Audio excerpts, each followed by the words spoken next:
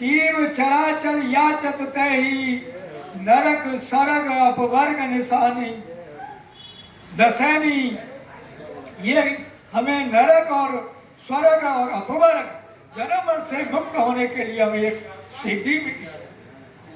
और ये जो मनुष्य जन्म है ये साधन का धाम है, साधन धाम मोक्ष कर द्वारा और पाए न जय पर लोग सो परित्र दुख पावे सिर धुन धुन पछताए और काल है कर्म ईश्वर मिथ्या दोष। ये हमारा मनुष्य जन्म सार्थक जब ही है कि ये मनुष्य जन्म आखिरी समय तक हम अपना कल्याण करें। और कल्याण क्या है? भगवान शंकराचार्य कह रहे हैं कि वदंत शस्त्राण यजंत देवान कुर्वंत कर्माण भजंत देवता आत्मैक बोधेन विवा विमुक्त नए सिद्धंत ब्रह्म सता। जब तक हमें आत्मा और ब्रह्म की एकता का ज्ञान नहीं होगा तो ब्रह्मा के 100 कर्म बीत जाए तभी इस जीव का कल्याण। तो ये मनुष्य का जन्म हमें मिला है और इसे अपना कल्याण कर पाई। हमारा मनुष्य जन्म वैसे ही चला गया तो फिर इससे क्या? हमारा पूरा जीवन इसमें चला जाता है जो हमें नहीं करना चाहिए। देखो बड़ी विचित्र बात है, ये जितना बार जो प्रतीत हो रहा है सब अनर्थ है, इसका कुछ अर्थ नहीं। हम कितना भी कुछ कर लें और जब तक हमारे अज्ञान की निवृत्ति नहीं हुई, अज्ञान की निवृत्ति बगैर कि जितना बड़ा अनर्थ का कार्य अज्ञान ही है। अज्ञान क्या है? जो है जैसा है वैसा बने को न जानना ही अज्ञान है। हमारा उद्देश्य ये होना चाहिए कि हम इस शरीर के रहते रहते ही अपना कल्याण कर लें और फिर संसार में विचरण करें। संसार में रहते ही चूंकि अनर्थ का कार्य, जिस संसार का कार्य अनर्थ है और अनर्थ का कारण भी अनर्थ है। अगर ये अनर्थ न होता तो इसे हम कल्याण भी नहीं कर पाते। वास्तव में तो सब शास्त्र सभी सत्य यही कहते हैं कि ये शरीर आदि इंद्रियां प्राण सब कल्पित हैं, इनका कोई अस्तित्व नहीं। और इस शरीर के ही द्वारा उस परम पद को प्राप्त किया जा सकता है और कोई दूसरा साधन नहीं। चाहे तो हम पूरा जीवन अपना संसार के विषय भोगों में ही निकाल दें या हम अपना कल्याण करें। ये हमें कल्याण के लिए मनुष्य योनि मिली है, ये संसार के भोगों के लिए नहीं मिली। ऐसी कोई ऐसी योनि नहीं कि जिसमें हमने ये संसार के भोग न भोगे। पर ये मनुष्य जन्म हमारा भी ऐसे ही चला गया तो फिर क्या है? फिर तो बाद में सिवाय पछताने के कुछ भी होने वाला नहीं। अभी मैं आपसे किसी से पूछूं कि आपका पूरा जीवन हो गया और पूरे जीवन आपने साधन किया, अच्छा अपने लिए क्या किया? तो अपने लिए निरुत्तर बन जाएंगे, कोई उत्तर नहीं। अपने लिए क्या है कि अगर हमारे प्राण चले जाए अभी तो हम विचार करें इस संसार में हमारा क्या है।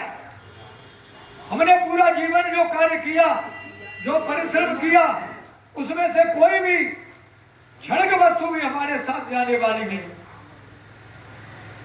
पर उल्टी बात है, बड़ी विचित्र सी लगती है। हमारा मोह इतना प्रबल है कि जो हमें फर्ज है वो तो हमें कर्ज लगता है, जो हमारा कर्ज है वो हमें फर्ज लगता है। बड़ी विचित्र बात है। हम साधन करते अपने परिवार के लिए, बेटी बेटाओं के लिए, और ये समझते हैं कि हमारा फर्ज है, इस हम फर्ज को अदा कर रहे हैं। और विचार करके देखें तो आपका फर्ज नहीं, आपका उतना कर्ज है। आप कर्ज को ही अदा करते।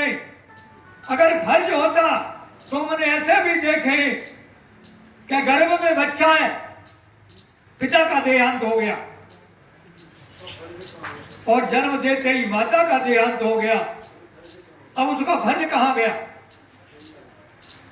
अगर फर्ज होता तो उसका पालन पोषण करते, पढ़ाते लिखाते, नौकरी लगाते, कुछ भी बिजनेस धंधा कराते। कहां रहा फर्ज उसका?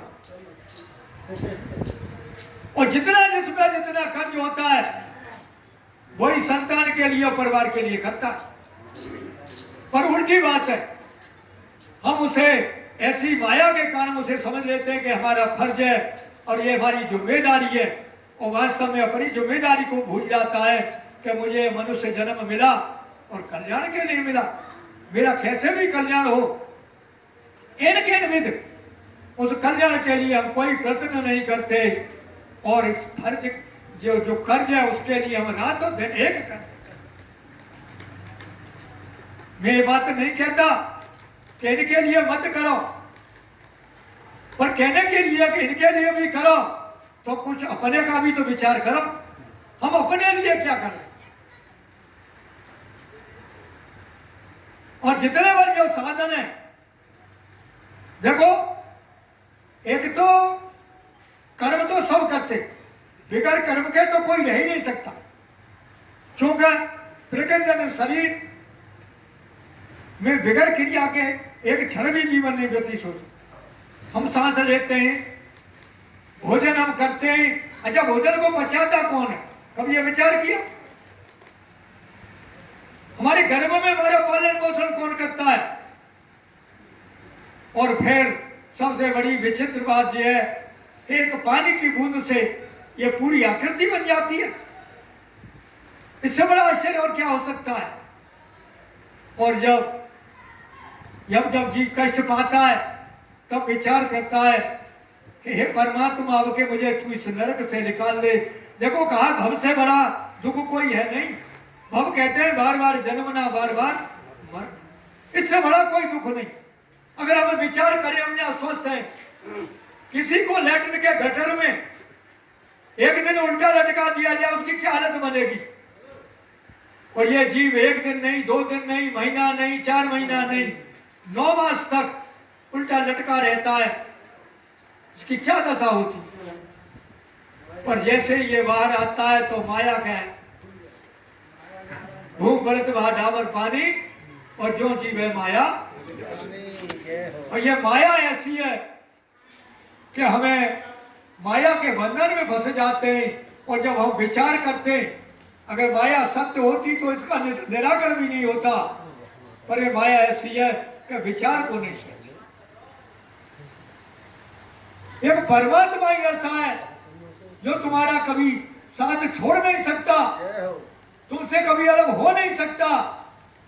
पर उसको तो हम दूर देखते हैं कि परमात्मा कहीं होगा, परमात्मा आकाश में होगा, परमात्मा इस कर्म से मिलेगा। जो मिली वस्तु है उसे तो हम दूर समझते हैं, और जो हमें नहीं मिली है, जो हमारा कभी साथ नहीं दे सकती, उस शरीर को, इंद्रियां अपना, इनको हम अपना माने बैठे हैं। बस इसी से बड़ी विचित्र और बात क्या हो सकती? और देह को भी मानना सबसे बड़ा ही पाप है, और सब देह में ही अहंकार लिए हुए बैठे। ये बात हमारी समझ में आ जाए कि मैं देह नहीं, क्योंकि जो पंचभूतों का कार्य है, कार्य कभी कारण से अलग नहीं हो सकता।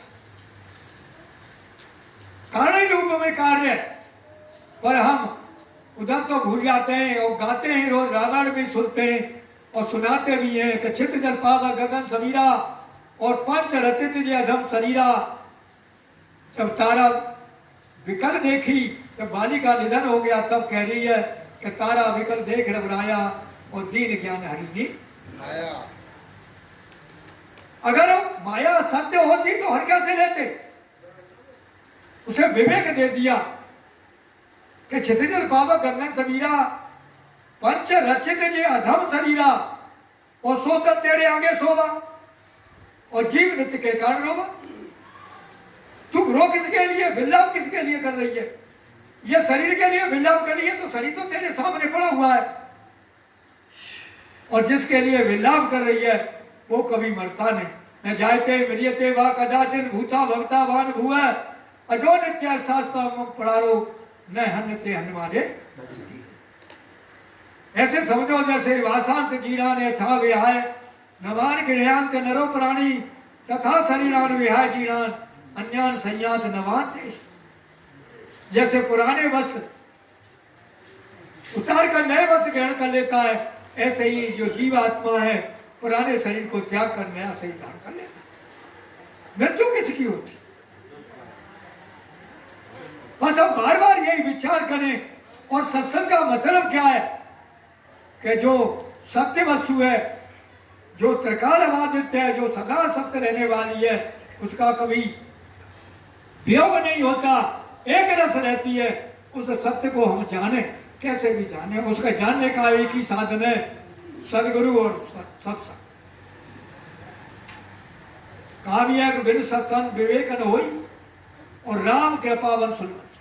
आप पे तो प्रभु की बड़ी कृपा है कि आपको यहाँ सत्संग, और मैं तो बड़े भाग कहता हूँ इस गड़ी निर्भय के कि कहीं कहीं तो एक भी सत्संग नहीं या तीन तीन सत्संग होते हैं, 3 रविवार को सत्संग होता है।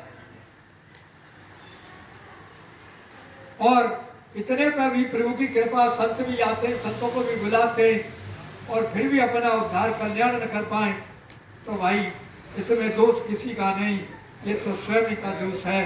बोल सच्चिदानंद भगवान, बोल